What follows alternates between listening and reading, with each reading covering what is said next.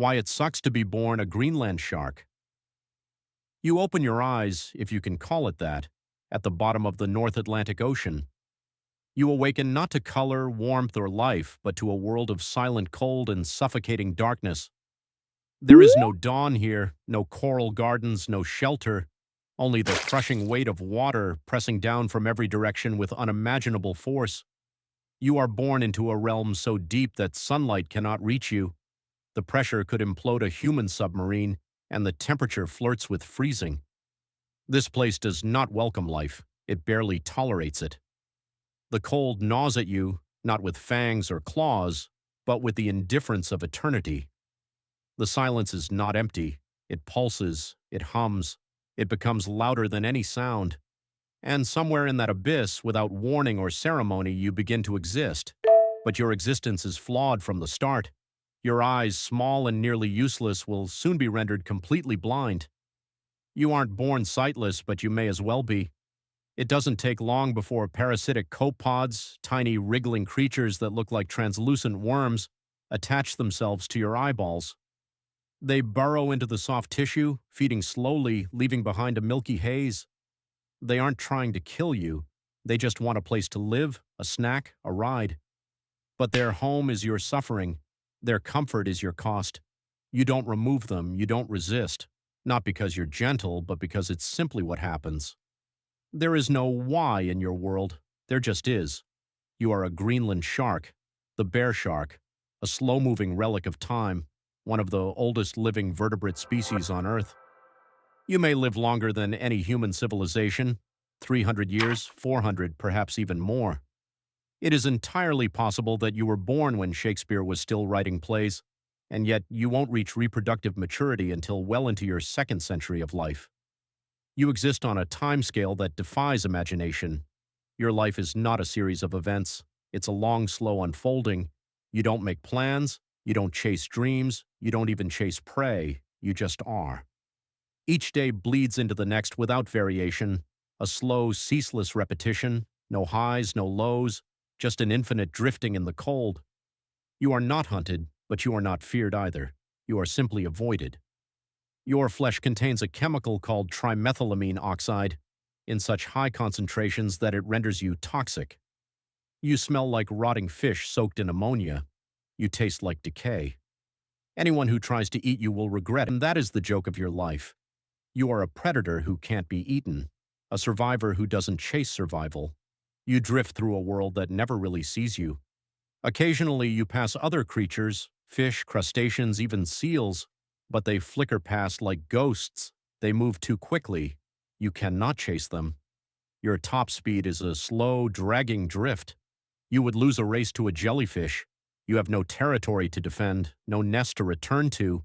You are a wanderer by default. Wherever the current takes you is where you live now. You don't fight. You don't mate for love. You don't raise your young. You don't engage in any behavior that humans might consider meaningful or emotional. You are not part of a society. No one talks to you. You slip through the water like a forgotten thought. And what do you pass down here in the deep? Shipwrecks from centuries ago, forgotten underwater valleys, the rusted bones of iron ships that once defied the sea and now lie broken in your path. You know the smell of decay, the weight of things lost. You have seen anchors fall and sails disintegrate. You have brushed against the hulls of vessels whose names are no longer spoken, but you are not interested in history. You don't carry nostalgia. You are not alive in the way that humans are. You exist in a state beyond caring. You feed on the dead, not by preference, but because they are all that's left. Whales, fish, seals, all drifting downward, bloated, empty, and forgotten. Some of them haven't eaten in days themselves by the time you reach them. No one watches you eat. Most people have never even seen your face. Marine researchers try to tag you, but often fail. They affix a tracker to your tail, then wait. You might not move for months. You could travel hundreds of kilometers without leaving a trace, not because you are stealthy, but because the world is too busy to notice. You are not majestic. You are not fast. You are a contradiction in a world addicted to speed. Your heart beats once every 10 seconds. You might not eat for an entire season. Your body burns calories so slowly it can survive famine without effort. You are not glamorous. You are not beloved. but you are efficient. You are what survival looks like when it stops being romantic. And still, you age. Slowly, glacially, your body grows, about 0.5 millimeter per year. After centuries of waiting, you finally reach reproductive age. But mating for your kind remains a mystery. No one has ever seen a Greenland shark mate. There are no dances, no rituals, no bonding. Scientists assume it happens. It must happen. But when, where, or how, it is lost to time and stillness.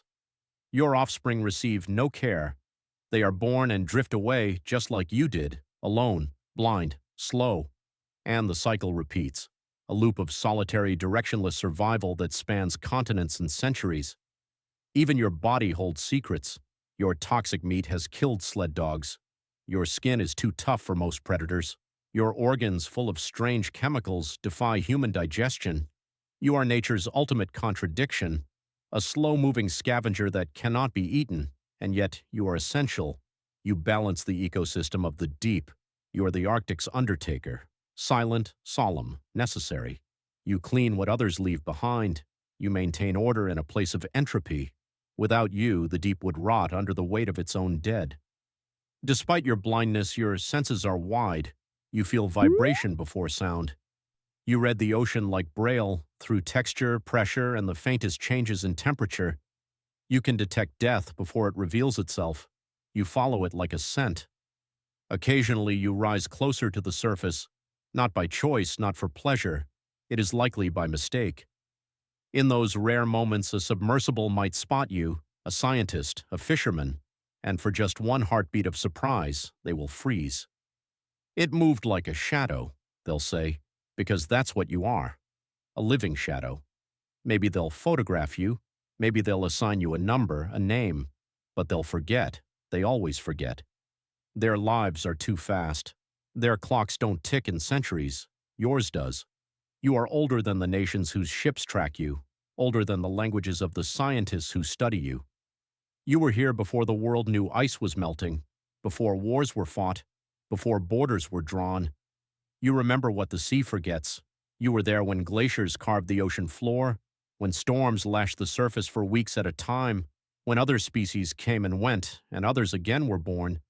But you don't mourn, you don't celebrate.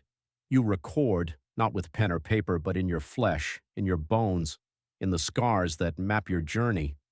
For centuries, sailors feared you. They called you a curse, a monster, a sea snake, a demon with lifeless eyes. They couldn't believe something so slow could still be alive. They couldn't fathom how something could look dead and still move. You became myth. Then science caught up, and the stories were replaced by data. Now you are a spreadsheet entry, a line in a database, but you are still here. When your time finally ends, you will not rot quickly. You will sink, full and still, to the bottom. Another Greenland shark may find you and feed. You will become part of them. A memory passed down through biology, not story. You are legacy, drifting at 1 mile per week. You are a Greenland shark. You take a breath every 30 seconds.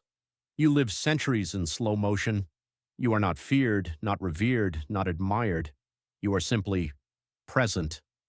Still here, in a world that spins too fast and forgets too quickly. And maybe that, in itself, is a kind of strength. Maybe existing, quietly, steadily, unseen, is a kind of victory. Maybe just surviving is enough.